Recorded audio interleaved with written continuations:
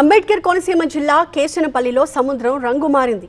దీంతో ఎర్ర పీతలు, పులస చేపలు పూర్తిగా మాయమయ్యాయని మత్స్యకారులు ఆందోళన చెందుతున్నారు. అసలు సముద్రం తీరం రంగు మారడానికి కారణం ఏంటి?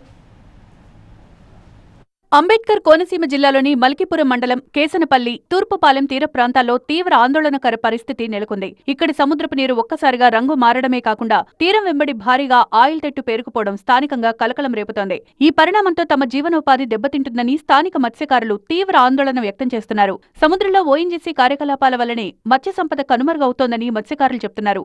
ఓఎన్జీసీ లీకేజీలు, వ్యర్థాల వల్లే సముద్ర కాలుష్యం పెరిగిపోయిందని, దీనివల్ల మత్స్య సంపద పూర్తిగా కనుమరుగవుతోందని ఆవేదన వ్యక్తం చేస్తున్నారు. ఒకప్పుడు ఈ తీర ప్రాంతంలో సమృద్ధిగా కనిపించే ఎర్రపీతలు ఇప్పుడు పూర్తిగా కనుమరుగయ్యాయని మత్స్యకారులు చెబుతున్నారు. పులస చేప జాడ కూడా ఈ కాలుష్యం కారణంగానే కనిపించకుండా పోయిందని వాపోతున్నారు. ఈ కాలుష్య ప్రభావంతో సముద్రంలో వేట దొరక్క కేశనపల్లి, తూర్పుపాలెం సహా పరిసర ప్రాంతాల్లో చేపల వేటపై ఆధారపడి బతుకుతోన్న వేలాది మత్స్యకార కుటుంబాల జీవనాధారం పూర్తిగా అతలాకుతలమైంది.